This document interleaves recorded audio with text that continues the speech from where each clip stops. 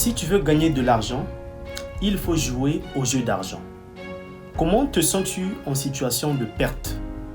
Et comment te sens-tu en situation de gain? Lorsque tu gagnes, tu te sens comment? Et lorsque tu perds alors, comment te sens-tu? Nous allons parler de ce comportement face à l'argent, de la psychologie d'argent. Voilà pourquoi je vous recommande de lire ce livre de Morgan Housel qui développe un peu ce côté psychologique de l'argent. Le titre ici c'est en anglais, Psychology of Money. Vous pouvez aussi retrouver cela en français selon la langue dans laquelle vous vous sentez beaucoup plus à l'aise.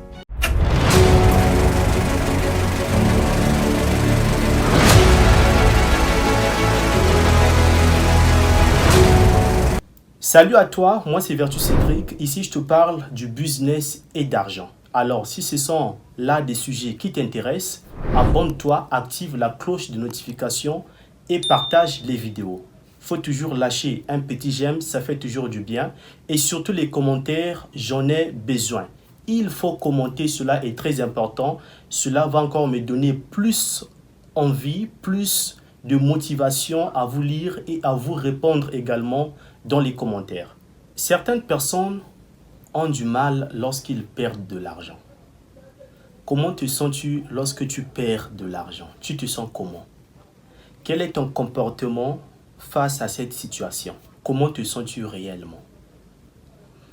Ce qu'il faut savoir, lorsque tu investis déjà dans une affaire, dans une activité, sache que tu prends le risque de perdre aussi de l'argent. Donc le fait d'injecter ton argent dans un business, dans une affaire, tu prends le risque de le perdre aussi, pas forcément de le gagner. Parce que cela peut ou ne pas marcher. Tu peux arriver que tu ne puisses pas avoir ton retour sur investissement en ayant investi de l'argent quelque part. Cela est tout à fait normal. Voilà pourquoi il te faut avoir une psychologie bien fondée face à l'argent et savoir comment gérer toutes ces situations-là. Généralement, les gens n'aiment pas perdre. Ils veulent toujours gagner. Mais il faut aussi arriver à un stade où tu perds de l'argent. Cela est tout à fait normal parce que ça va toujours arriver. Il arriverait un moment où tu perdras de l'argent. Tu finiras par le perdre. Et tu finiras par reconnaître le fait pour toi de perdre cet argent. Donc, cela va donc t'aider à reconnaître tes erreurs et à apprendre de tes erreurs pour que cela te donne encore la possibilité de réussir un jour dans une affaire. Généralement, les gens ordinaires pensent que les grandes entreprises ne connaissent jamais d'échecs. Cela est carrément faux. Jeff Bezos, dont vous connaissez, le fondateur d'Amazon, une fois, il a dû lancer le téléphone Fire, qui a carrément connu un échec colossal. Cela lui a-t-il emmené à abandonner? Pas du tout. Il s'est encore remis sur pied pour lancer Amazon Prime, qui est aujourd'hui, qui a connu d'ailleurs un énorme succès sur la planète. Et vous pouvez retrouver cette plateforme en ligne presque partout ailleurs dans le monde. Généralement, les gens ne savent pas réellement ce qu'ils veulent. Parce que si je te pose la question maintenant là, combien d'argent as-tu besoin? Tu as besoin de combien? Tu me diras certainement que tu as besoin juste d'avoir assez d'argent. Mais combien d'argent est assez pour toi, de façon réelle et de façon concrète? Quelle est la somme d'argent qui est assez pour toi?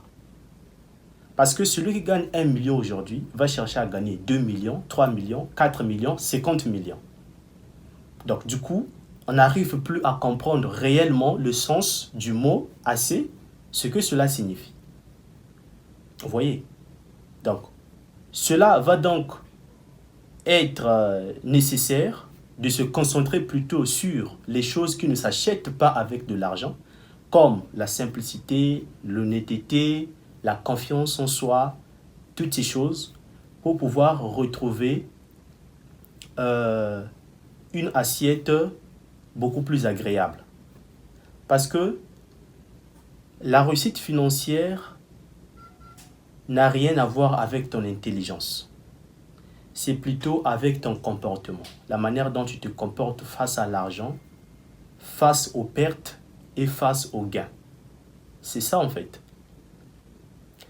Tu vas voir une personne qui a l'habitude de jouer à un jeu. Plus qu'il joue à ce jeu, plus il a la chance de pouvoir gagner un jour. Cela est tout à fait normal parce qu'il a l'habitude de jouer à ce jeu-là. Et finalement, il va se retrouver dans une situation de gain un jour. Et cela est tout à fait normal. Il est aussi important de ne pas imiter ce que réussissent en réalité. Parce que, tu sais, toute réussite ou tout succès n'est toujours pas l'objet d'un travail acharné. Tu peux aujourd'hui imiter une personne en lisant par exemple ces livres qu'il a eu à écrire sur la philosophie, essayer de comprendre sa philosophie face à l'argent, essayer de comprendre ses techniques, ses stratégies face à l'argent et essayer même d'obtenir les résultats qu'il a eu à obtenir. Mais cela n'est forcément pas valable pour toi parce que, évidemment, vous n'avez pas la même chance. Au moment où lui, peut-être qu'il a réussi à faire et à se lancer dans ce secteur, c'était au moment où ce secteur-là était chanceux. Et lorsque toi tu arrives après, il est fort probable que toi tu échoues parce que ce n'est plus le bon moment. Tu vois? Donc, ce qu'il faut faire plutôt, c'est de travailler sur son expérience, travailler sur ses propres idées, les développer et enfin avoir une façon personnelle de pouvoir faire les choses. C'est ça en fait. Et cela est très très nécessaire à comprendre. Mais en réalité, avant de s'acheter quelconque passif par exemple, il faut savoir que tu dois avoir un actif qui va couvrir ton passif. Donc si tu n'as que le passif et tu n'as pas d'actif qui couvre ton passif, à ce moment-là, tu finiras pauvre. Et oui, parce que tu n'as pas compris la psychologie d'argent. Il te faut d'abord un passif, il te faut d'abord un actif qui va couvrir ensuite le passif que tu viens d'acheter. Par exemple, la Ferrari. Donc, lorsque tu achètes une voiture plus chère, l'assurance aussi est beaucoup plus chère que ça. Vous voyez? Et cela donc va aussi impacter tes dépenses. Tes dépenses seront beaucoup plus élevées qu'avant. Donc cela est très important. Et c'est ce qu'il faut comprendre les amis en matière d'argent et au comportement lié à l'argent. Alors, la psychologie d'argent voudrait que tu gardes ta position. Voudrait que tu sois beaucoup plus à l'aise dans ton mindset pour que tu arrives à contrôler toutes ces situations-là.